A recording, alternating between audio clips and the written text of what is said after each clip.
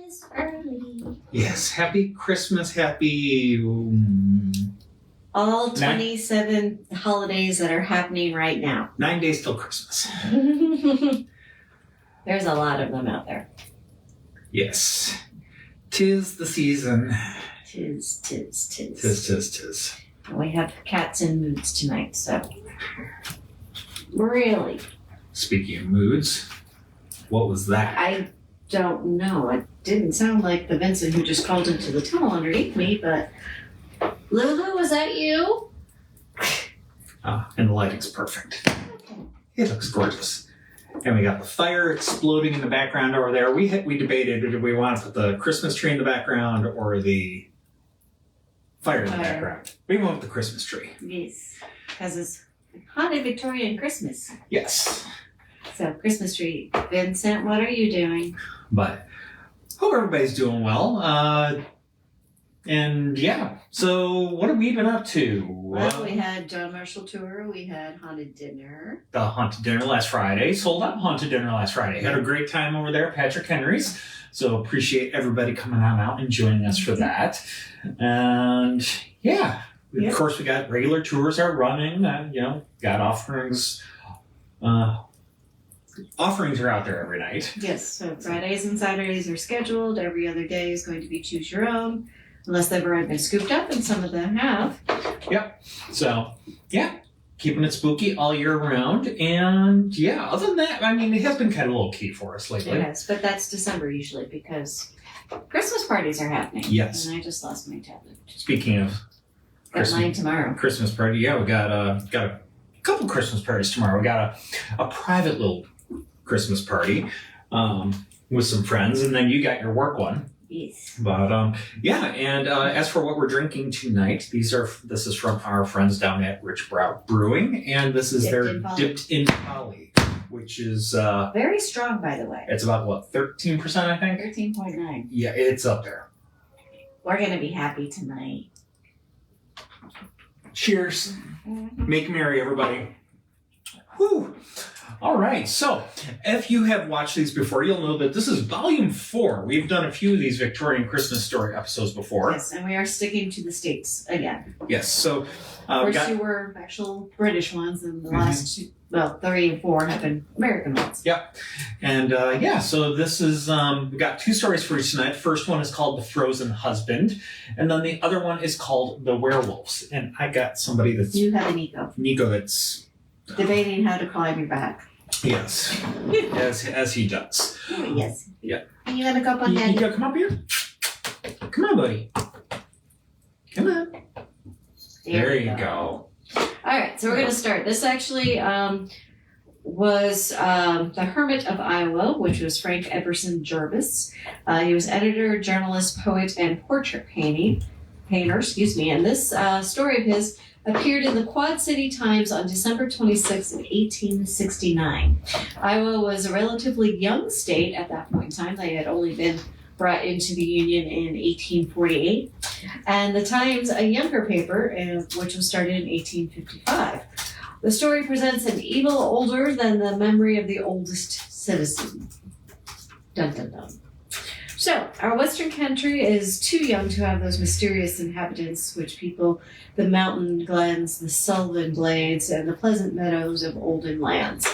Ghosts, gnomes, kelpies, brownies, bogles, goblins, pucks, Robin Goodfellows, and the numerous tribes of fairies and sprites have an objection to novelty and only exist among the ivy-mantled towers and the moss-covered keeps of bygone centuries.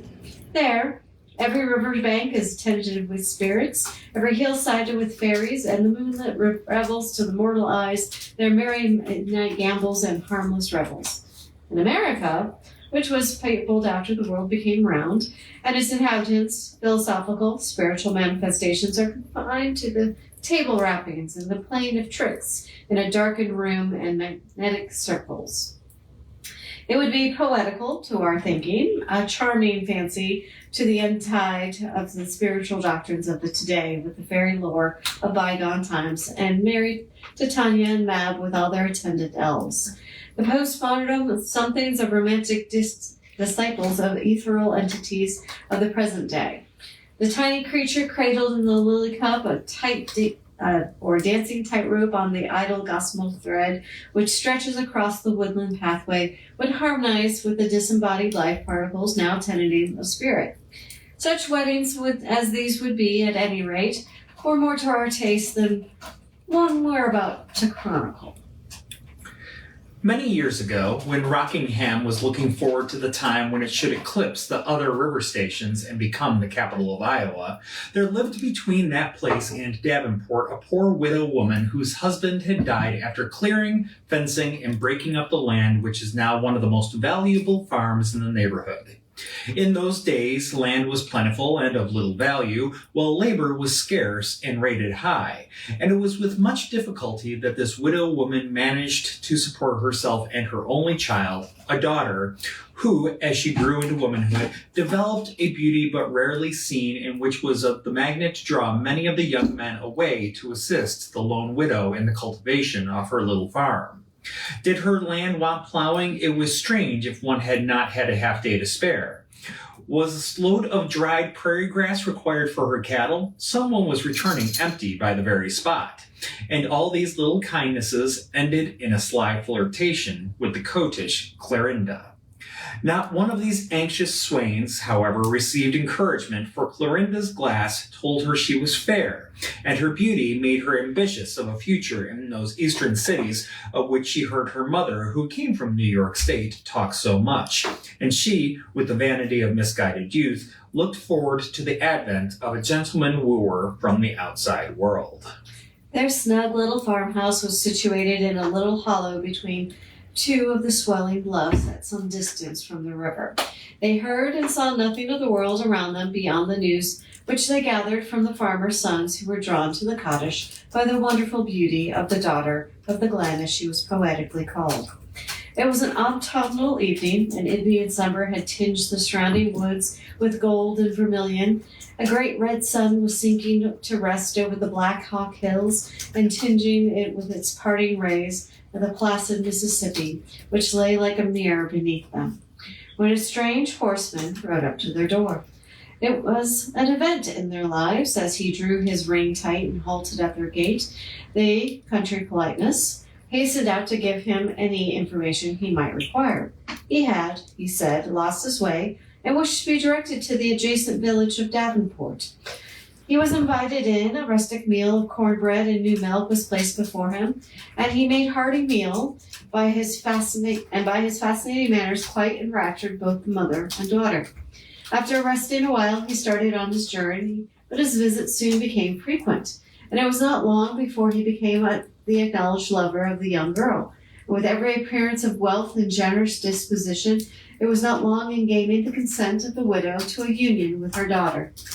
Consent gained, the neighboring squire was called in, and the knot was tied. Neither the mother nor the daughter, however strange it may seem, having had any idea beyond his constant visits and respectable appearance as to who or what he was.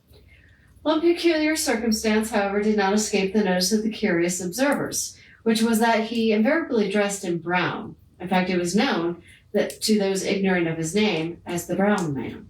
His hair was brown, his eyes were brown, his boots were brown, he rode a brown horse, and he was always attended by a brown dog. He had often talked of his place over the hills, and it had become their imaginations quite a familiar spot. And when the ceremony and he made the bride's mother a present of a heavy purse of gold to answer present needs, and mounted his newly acquired wife on a pillion to take her to a new home, not a shadow crossed the widow's mind that all was not right. "Are you ready, darling?" he said, as she rose from kissing her mother a fond farewell. "I am," said the bride. The horse snorted, the dog barked, and with a leap they plunged and bounded on their way.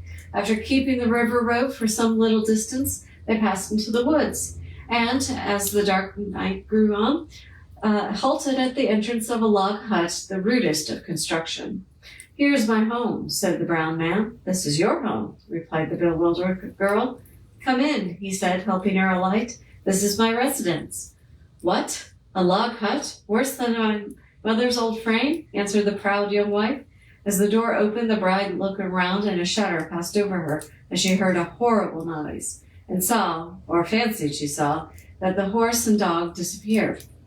As her eye became accustomed to the uncertain light of a miserable dip in place and the rude window of the hovel, she saw the misery all around. A bed in one corner was but a heap of straw with a filthy blanket. A heavy table, a chest, 2 stools, a kettle, and a pan or 2 formed the whole of the furniture. Weary and worn out, tired of surmising and anxious for morning, she retired to sleep, only to be waked about midnight by a gentle neighing and a subdued bark, seemingly at the window. She feigned sleep. Her husband passed his hands over her face. She snored. "I come," he said, and rising, left her. In half an hour, he was by her side again. He was cold as ice. The next night, the same. She pretended to sleep. He rose. She waited. He returned cold. The morning came. On the 3rd night, she was determined to know the mystery. She seemed deeper asleep than ever. He passed a light before her eyes. Her heart trembled, but she remained quiet and firm. He seemed to hesitate. A voice at the door exclaimed in subdued accents, "You are long in coming. The earth is removed. Haste, haste, the feast is waiting." "I'm coming," said the brown man. She rose and followed him. He took a well-trodden path through the woods. The shadows of the trees concealed her, and she kept close upon him. He turned and looked round. She shrunk against a tree. He went on. The wood was cut away, and in the moonlight gleamed the deadly white of those upright mementos which cannot be mistaken. With a sickening sensation, which she could not explain, she saw him enter the enclosure. The wind, howlingly howled throughout the tall trees, startled her. She gained heart, however, and looked on through the picket fence. The brown man, the brown horse, and the brown dog were there by a yawning pit. The moonlight shone full on them and her. Looking down towards her shadow on the earth, she started with horror to observe it move, although she was standing quite still. It waved its shadowy arms and seemed to beckon her back. It raised one hand and pointed homewards, then slowly rose and confronted her. She saw it and advanced and quickly followed it. She had scarcely gained her bed when the door creaked and her husband was by her side. She started, pretending to be just awakened. "How cold you are, love," she said. "Cold," replied he. "You are not very warm, I think." The next morning, she plucked up heart and asked leave to go on a visit to her mother. "If you wish to see your mother, I will bring her here," he answered, looking strangely at her. He departed, and the young wife was left alone in that retired and lonely spot. She sat at the door and looked wistfully around. All nature seemed to sympathize with her grief. The skies lowered, cold drizzling rain fell and beat upon her face. She heeded it not. A little bird twittered and chirped upon the stunted oak in front of the hut, and she looked at it as she sung, sadly crooning to herself. The little birds were singing on the evergreen tree, and the song that they sung was sweet liberty. Morning passed away. Noon came, but she did not stir. The sun rose above the opposite bluffs, passed overhead, and sunk, latticing the west with bars of gold. But she heeded him not. A cold, dark melancholy possessed her as she waited for, yet trembled at the idea of her husband's return. Without twilight, as is usual in the early winter months to those who live in the wooded glens, night dropped down, and she reluctantly rose and entered the cabin. She could not work. She dared not sleep. She must think, and slowly and wearily the hours sped on till morning. Her husband came not until the 2nd night, when, having again sought the interior of her comfortless dwelling, she saw the well-known and long-saved Sunday garments of her mother. "Oh, mother, you are come," she cried, putting all the pent-up feelings of her weary heart into the exclamation. As she rushed forward to embrace her, she was stopped by the aged figure. "Hush, hush, my child. I stepped in before the husband to know how you like him. Speak softly, or he'll hear you. He's turning that devil of a brown mare loose in the bottoms." "Oh, mother, mother, such a sad, sad story." "Quiet, child, whisper. How does he treat you? Cruelly, mother dear. That straw of my bed, coarse my food, and, well... And then at night, listen, mother, the first night I came about 12 o'clock, speak softly, darling. A bark and a neigh came at the window, and he got up and went out and stayed away an hour. And when he returned, he was quite frozen. He ate nothing the next day. The next night, it was the same. The next day, he never tasted food. And the third, shh. Well, the third night, I thought I'd watch him. Mother, don't hold my hand so hard. He got up, and I rose after him. Oh, don't laugh so strangely, Mother. It's frightful. I followed him to a burying ground on the other side of the bluffs. Mother, you hurt my hand. I looked through the pickets. It was moonlight, clear as day, and I saw... Well, darling, softly, what did you see? My husband by a newly opened grave. The horse. Turn your head aside, Mother. Your breath is scorching hot. And the dog. Well, they were... Well? Oh, you are not my mother, shrieking the miserable girl, as the brown man flung off his disguise and stood grinning with a devilish malice in her fading eyes. A shriek rent the air, stifled a sob, a horrid gurgling sound, a shrill peal from the demonic laughter, and all was still. Moon came from behind a rifted cloud and gazed peacefully upon the scene. The next day, there was dread and terror by the whole riverside. The widow was found by some neighbors who chanced to call, dead in her bed. 5 livid spots upon her neck betokened strangulation. But as nothing except her holiday attire was missing, her murder was evidently not for plunder. Search was made in the neighborhood for her daughter, and after many weary hours, a vacant log hut was found where the oldest settler never knew of the existence of even such a sign of civilization. It was charred and tenantless, a heap of moldering straw in one corner, and some rusted iron pans still hanging to the dilapidated walls, were all that was told of ever being a human habitation. It was left in its solitude, and its remains about a quarter of a mile from the river's bank, as you go through the little coppice hard by the deserted mineral spring. A curse seems to rest upon it and around it, for throughout the year the trees are sickly, the grass withered, and not a bird will roost in any of the overhanging branches.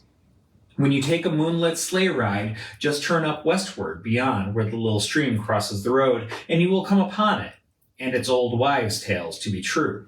Should you chance to be there about midnight, you may see the shadowy forms of the brown man and his demon mare and hound, and hear the piercing shriek, like the long wailing of a plover, echo through the trees. To mortal eyes, a sight of any of the actors in this mysterious tragedy were never seen again in the flesh, and the deserted log cabin is known to all around as the home of the frozen husband, or the brown vampire fiend. Dun, dun, dun. Jinx. Cheers. Cheers to the poor maid. Poor maid who was looking beyond when she shouldn't have. And henceforth got ushered off to the nether realms. And her mother. And her mother just wanted him dead. Murdered by the demon, the brown vampire. A.K.A. the frozen husband. It's because, Christmas vampire. As you do. Any comments? You could use your glasses. Yeah, I could. That would help. It was looking fuzzy either way. Oh, God. Yep, happily. Okay. Beware the brown man, but pet the brown hound.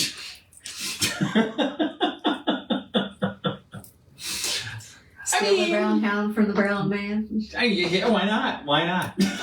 Always said demon dog is lovely. Yeah.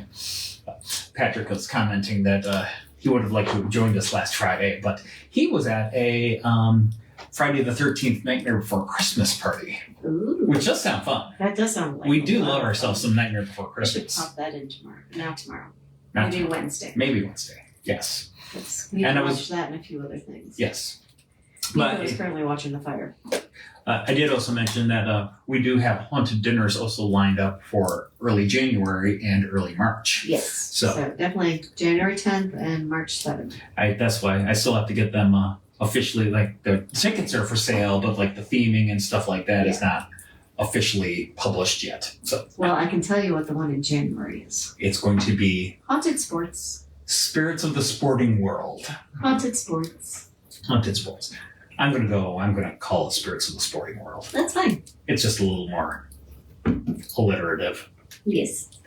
Hi. You coming over? Yeah, mommy's lap is not that big. Go for daddy. Come on. There we go. Mr. Vincent. Frozen Husband story reminds me a bit of the Bluebeard story. A little bit, yeah. Mm-hmm. But, yeah, I mean, I guess, many of these authors drew inspiration from one another, if you will. Yep. So. But I just thought it was a fun one. It is a fun one. I do like that one. Yeah. And then, the other one we have for you this evening. We've got one more comment that just popped up. Finally able to comment after some technical difficulties. Hi, Alex. Hi, Alex. Ooh, pouring up a hot cider with cinnamon sticks. Oh, we do love some hot cider with cinnamon sticks. There may be hot cider tomorrow with liquor.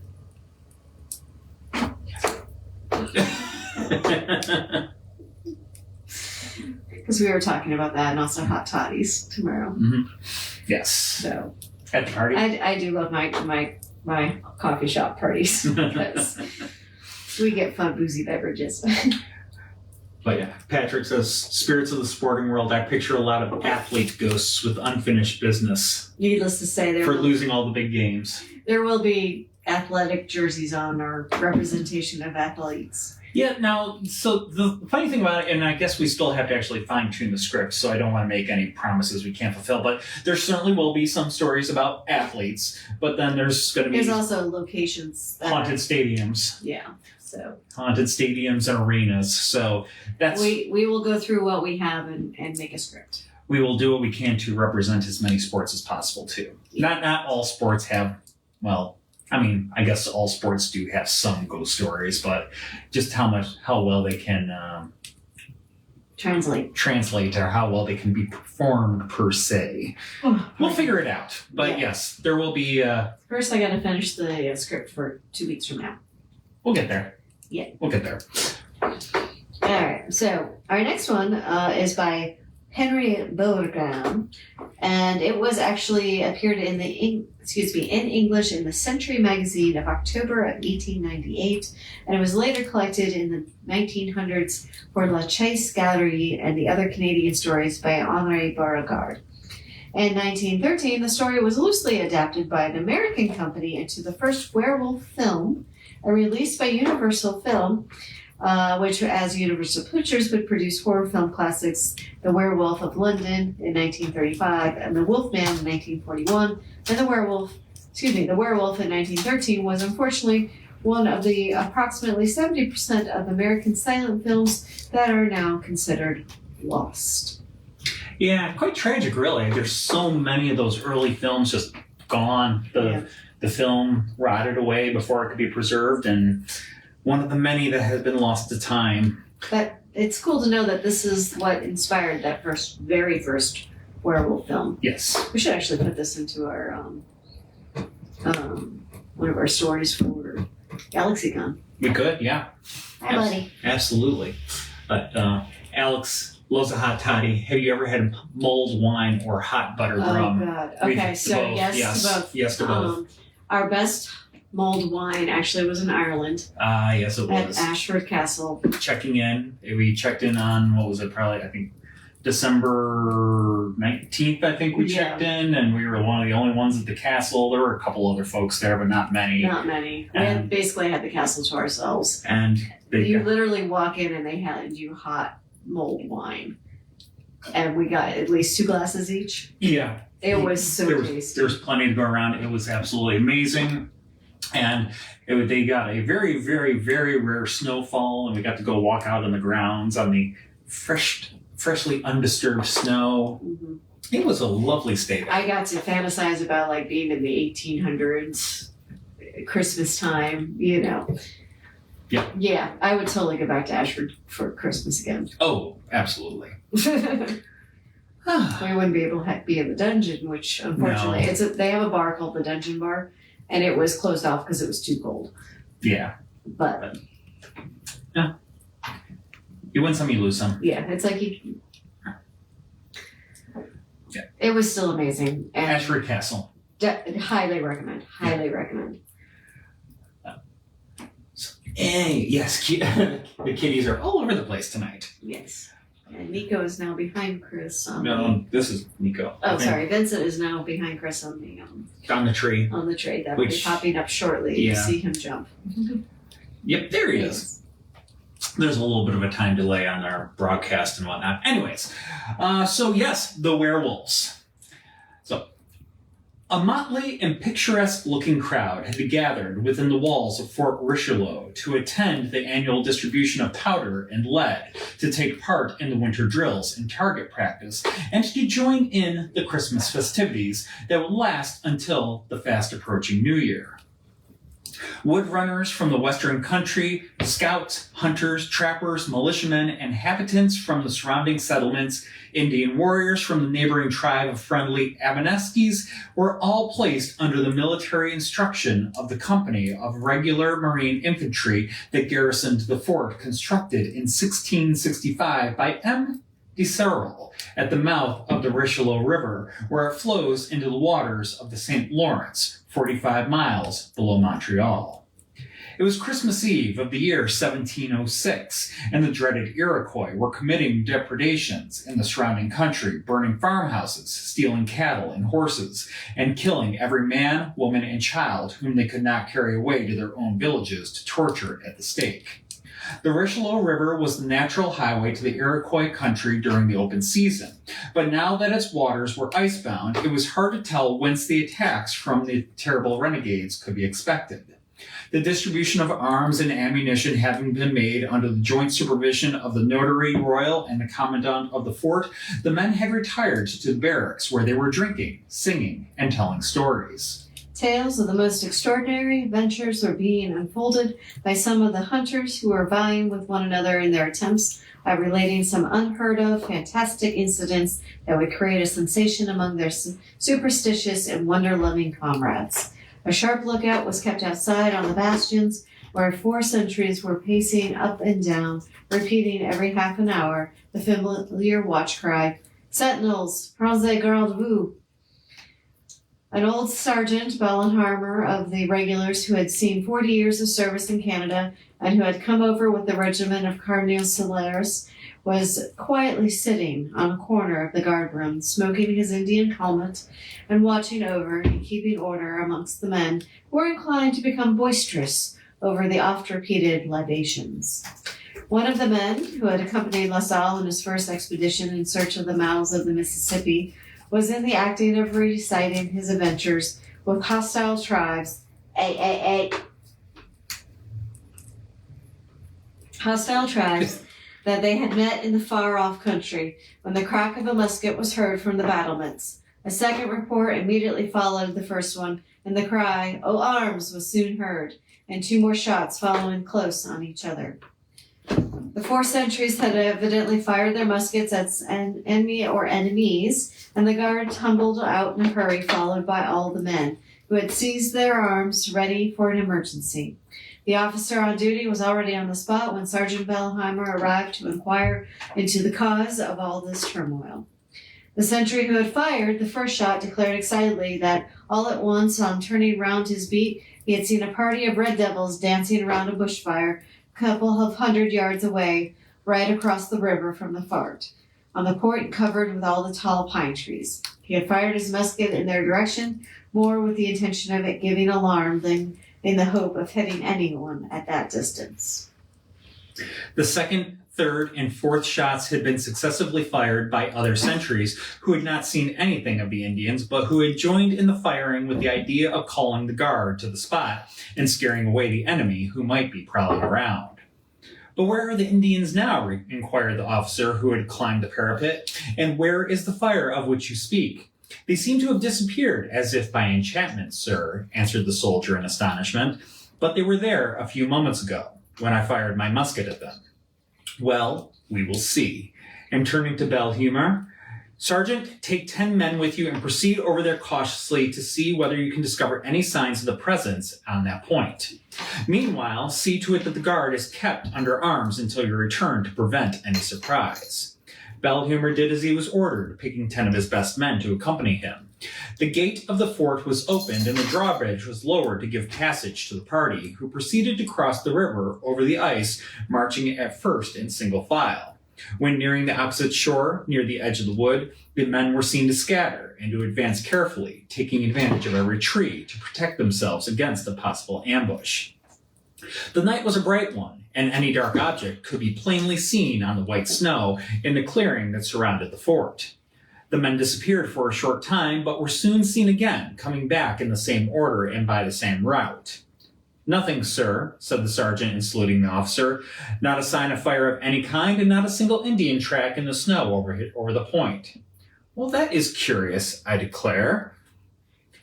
"Had the sentry been drinking, sergeant, before going on post?" "No more than the rest of the men, sir, and I could see no sign of liquor on him when the relief was sent out an hour ago." "Well, the man must be a fool or a poltroon to raise such an alarm without any cause whatsoever. See that he is immediately relieved from his post, sergeant, and have him confined in the guardhouse until he appears before the commandant in the morning." The sentry was duly relieved, and calm was restored amongst the garrison. The men went back to their quarters, and the conversation naturally fell on the peculiar circumstances that had just taken place. An old weather-beaten trapper who had just returned from the Great Lakes volunteered to the remark that, for his part, he was not so very sure that the sentry had not acted perfectly in good faith, and had not been besieged by a band of Lupaguras, werewolves, who came and went, and appeared and disappeared, just as they pleased, under the protection of Old Nick himself. "I have seen them more than once in my travels," continued the trapper, "and only last year I had the occasion to fire at just such a band of miscreants on the Ottawa River, above the portage of the Grand Chaudière." "Tell us about it," chimed in the crowd of superstitious adventurers, whose credulous curiosity was instantly awakened by the promise of a story that would appeal to their love of the supernatural. And everyone gathered about the old trapper, who was evidently proud to have the occasion to recite his exploits before a distinguished assemblage of daredevils, as one could find anywhere from Quebec to Micamac. We had left Lachine, 24 of us, in the 3 war canoes, bound for the Illinois country by the way of the Ottawa River and the Upper Lakes. And in 4 days we had reached the portage of the Grand Chaudière, where we rested for 1 day to renew our stock of meat, which was getting exhausted. Along with one of my companions, I had followed some deer tracks, which led us to several miles upriver. Sorry, the boys are tussling down in front Of the camera. and they might be jostling the camera a bit. So if there seems to be an earthquake, That would be why. it's a catquake. Yep. Where was I? As soon as we succeeded in killing the splendid animal, we divided the meats as to make it easier for us to carry. And it was getting toward nightfall when we began to retrace our steps in the direction of the camp. Darkness overtook us on the way, and we were heavily burdened. We had to stop and rest and camp. And smoke a pipe in the clump of maple trees on the edge of the river. All at once, without warning of any kind, we saw a bright fire of balsam boughs burning on a small island in the middle of the river. 10 or 12 renegades, half human, half beast, with the heads and tails like wolves, arms and legs and bodies like men. The eyes glaring like burning coals, were dancing around the fire, barking a sort of outlandish chant that was now and then changed to the peals of infernal laughter. We could also vaguely perceive, lying on the ground, the body of a human, being that of 2 of the imps that were engaged in cutting up, probably getting ready for a horrible meal so that the miscreants would make when the dance would be over. Although we were sitting in the shadow of the trees, partly concealed by the underbrush, we were at once discovered by the dancers, who beckoned to us to go and join them in their disgusting feast. That is the way they entrap unwary hunters for their bloody sacrifices. Our first impulse was to fly towards the woods, but we soon realized that we had to deal with loup-garou, and we had both been to confession and taken Holy Communion before embarking at Lachine. We knew we had nothing to fear from them. White loup-garous are bad enough at any time, and you all know that only those who have remained 7 years without performing their Easter duties are liable to be changed into wolves, condemned to prowl about at night until they are delivered by some Christian drawing blood from them by inflicting a wound on their forehead in the form of a cross. But we had to deal with Indian renegades who had accepted the sacraments only in mockery and who had never since performed any of the duties commanded by the church. They are the worst loup-garou that one can meet because they are constantly intent on capturing some misguided Christian to drink his blood and to eat his flesh in their horrible fricots. We have been in possession of holy water to sprinkle at them, or of a four-leaf clover to make wadding for our muskets. We might have exterminated the whole crowd after having cut crosses on the lead of our bullets. But we were powerless to interfere with them, knowing full well that ordinary ammunition was useless, and that bullets would flatten out on their tough and impenetrable hides. Wolves at night, those devils would assume again, during the day, the appearance of ordinary Indians, but their hide is only turned inside out, with the hair growing inward. We were about to proceed on our way to the camp, leaving the loup-garou to continue their witchcraft unmolested, when a thought struck me that we might at least give them a couple of parting shots. We both withdrew the bullets from our muskets, cut crosses on them with our hunting knives, placed them back in the barrels along with 24 beads from the Blessed Rosary, which I carried in my pocket. That would surely make the renegades sick, if it did not kill them outright. We took good aim and fired together. Such unearthly howling and yelling I've never heard before or since. Whether we killed any of them, I cannot say. But the fire instantly disappeared and the island was left in darkness. While the howls grew fainter and fainter as the loup-garous seemed to be scampering in the distance, we returned to camp, where our companions were beginning to be anxious about our safety. We found that one man, a hard character who bragged of his misdeeds, had disappeared during the day, and when we left on the following morning, he had not yet returned to camp. Neither did we ever hear of him afterward. In paddling up the river in our canoes, we passed close to the island where we had seen the loup-garous the night before. We landed, searched around for some time, but could find no trace of fire, no signs of the passage of werewolves or any other animals. We knew it would turn out just so, because it is a well-known fact that those accused brutes never leave any tracks behind them. My opinion was, and has never changed to this day, the man who strayed from our camp and never returned was captured by the loup-garous and was being eaten up by them when we disturbed their horrible feast. Well, is that all? Inquired the Sergeant Bellheimer with an ill-conceived contempt. Yes, that is all. But it's not enough to make one think that the sentry who has just been confined to the guardhouse by the lieutenant for causing a false alarm was deceived by a band of loup-garous who were picnicking on the point and who disappeared in a twinkle when they found out that they were discovered. Part 3. A murmur of assent greeted these last remarks of the speaker, and a number of wood runners were ready to corroborate the absolute likelihood of his story by relating some of their own experiences with the loup-garou. One of them, however, in his dislike for anything connected with military discipline, ventured to add some offensive remarks for the young officer who had ordered the sentry to be placed in confinement. "Stop there," growled the sergeant.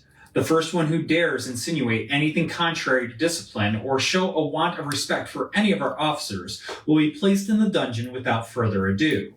Tell as many stories as you please, but as long as you are under my orders, you will have to remember that you are not roaming at large in the wilderness, and that you are here in one of the forts of His Majesty, the King of France." This had the effect of producing an immediate silence, and the sergeant continued, "I am not ready to gainsay the truthfulness of the story that has just been told, because I am myself inclined to believe in loup-garou, although I have never met one face to face. But I will not suffer anyone to speak disrespectfully of my superior officers. I will, however, if you desire it, tell you the experience of one of my old companions, Not dead and gone these many years, with a female loup-garou who lived in the Iroquois village of Chattanooga near Montreal. At the unanimous request of the crowd, the sergeant went on. Baptiste Chickamauga was a corporal with me in the company of M. de Sorel in the old regiment of Colonel Celliers. We had come to France together, and he and I married a pair of everything connected with the service, having fought side by side in many encounter with the Indians. The poor fellow fell into the hands of the Iroquois at Cacouri, and he was tortured at the stake in the village of the Mohawks. He died like a man, smiling when they tore the flesh from his body with red-hot tongs, and spitting into the faces of his tormentors when they approached him to cut out his lips and pull out his eyes. May God have mercy on his brave soul. The sergeant devoutly crossed himself. Baptiste, in one of our expeditions on the south shore of Lake Ontario, had made an acquaintance of a young Indian maiden who was known as La Lonette Quichon among the warriors of her tribe. An intimacy sprang up between Baptiste and the young maiden, and they were married, Indian fashion, without much ceremony, the father's consent having been obtained by the gift of an old musket. The girl followed us back and joined the tribe that had settled at the Chattanooga under the protection of the guns of Fort St. Louis opposite Lachine, where our company was stationed for nearly a whole year. Everything went well as long as we remained at Fort St. Louis. Although Indian-like, the young maiden was fearfully jealous of Baptiste, and at times would threaten him with acts of direful vengeance. Sir? Okay. If he ever became unfaithful to her. One day, our command was ordered to Fort St. Frederick's on Lake Champlain, and our captain gave the strictest orders that no camp follower of any kind, man, woman, or child, should be allowed to accompany us on the expedition. We started in the middle of the night, and Baptiste Hurley said goodbye to his Indian wife, telling her that he would return to see her in a short time. The maiden answered sulkily that she would follow him anywhere, and that, in spite of the captain or anyone else, she would reach the fort before we did. We knew the Indian character too well not to doubt that she would do as she had promised, and when we marched over the drawbridge of Fort St. Frederick 5 days afterward, we were not too much surprised to see, among the throng of Indians who had gathered to see us arrive, the face of Baptiste's maiden.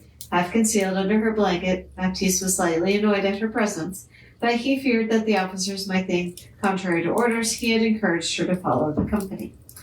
But we had no time to reflect on the situation before our company was ordered to embark in canoes and proceed at once to Lake St. Sacrament, now Lake George. Baptiste did not even have the chance to speak to his wife before we got underway. 3 more companies of our regiment under the command of Colonel de Ramsay. We were away for 3 months, engaged in an expedition against the Mohawks, and we gave the devils such a thrashing that they pleaded for peace. When we returned victorious to enjoy a few weeks of well-earned repose in the garrison of Montreal, Baptiste had lost sight of Lalika Cachante, and he supposed that she had either returned to her tribe or formed new ties with some of the travelers who regularly visited the forts to sell their furs and squander their proceedings on riotous living. The Indians having buried the tomahawk, there came a period of peace when the Governor General at Quebec offered a grant of land to any soldier who would quit the regular service and a dowry of 80 pistols in money to any woman, provided that they got married and settled in the country.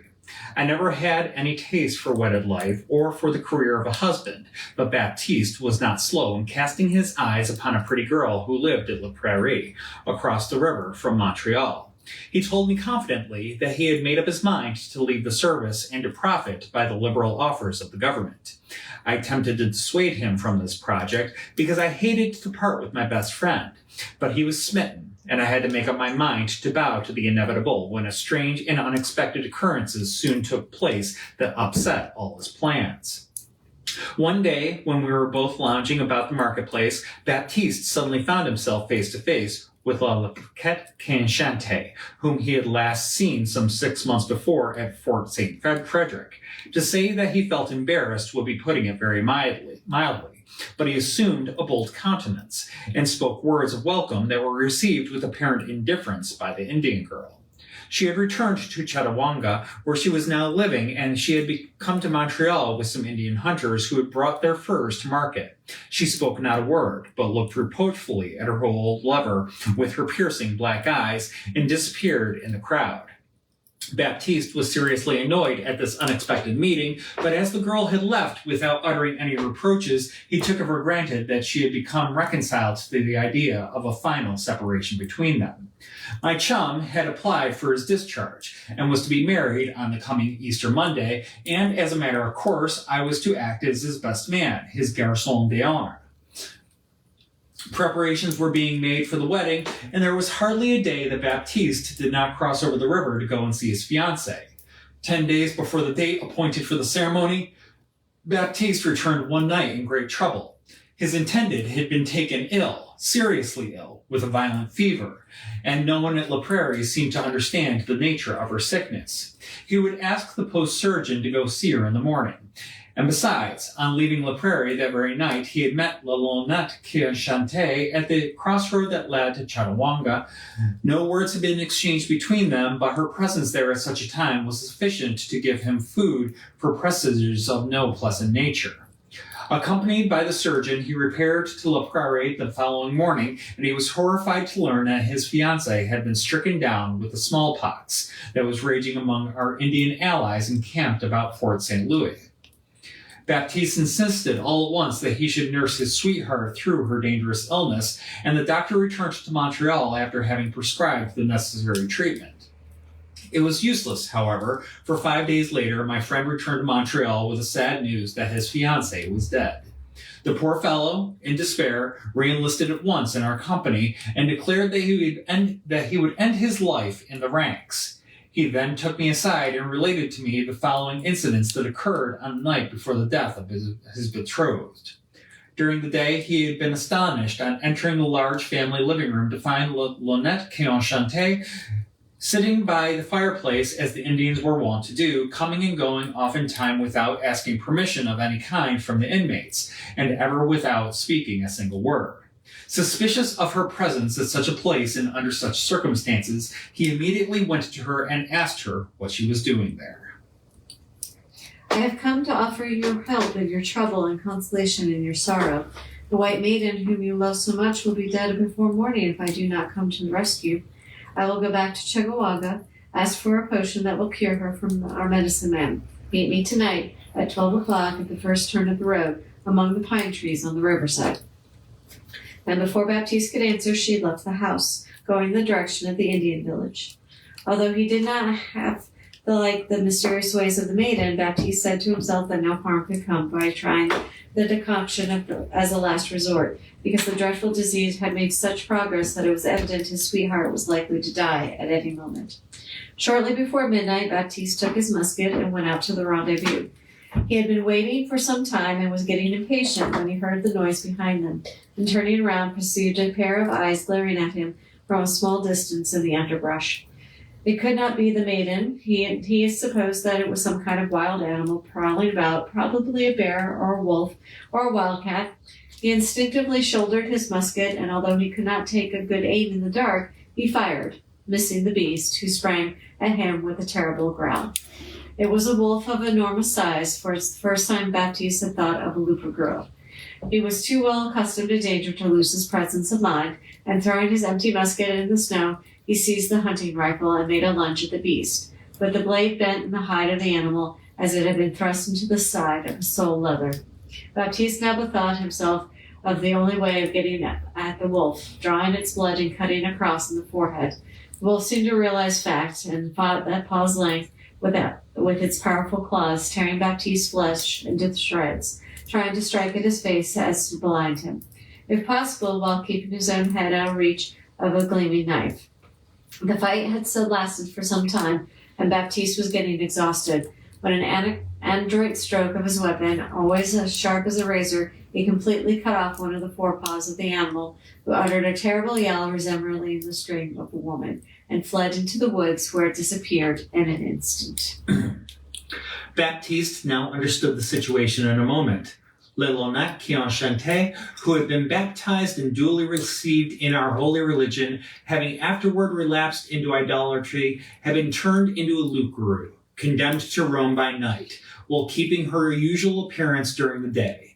Jealousy and revenge had induced her to attack her former lover, hoping to take him unawares and to kill him in the woods, while his new love was lying on her deathbed, a victim to the terrible scourge that the maiden had brought to the house. Baptiste learned that Lonette qui Enchanté had been a frequent visitor for some time past, having succeeded in ingratiating herself with the poor dead girl, undoubtedly bringing her to the germ of the disease that was raging at the Indian village. Such was the savage revenge of the young maiden to punish the faithlessness of Baptiste to his former vows of love and affection. It was also learned afterward that a human arm, evidently that of a young Indian woman, had been found in the snow by some children who had strayed in the woods at the very spot where the fight had taken place between Baptiste and the loup-garou. It was undoubtedly the forepaw of the wolf, which had resumed its former shape as the arm of the renegade maiden.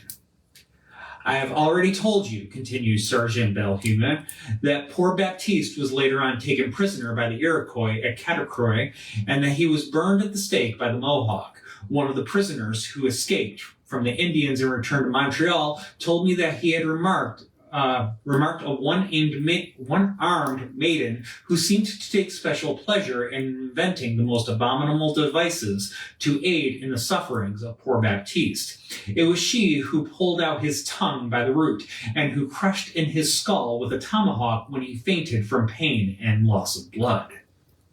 Now summed up the sergeant, as to cut short any more storytelling, this is a real loup-garou story that I can vouch for, that I would not permit anyone to gainsay, and now would call your attention to the fact that I will order a couvre-feu to be sounded, and that I shall respect every one of you to be snoring at the bugle call, as to observe the rules of this garrison. Lights out, and silence in the barracks. Patrick, hell hath no fury. Like a woman scorned. Yep. Absolute truth.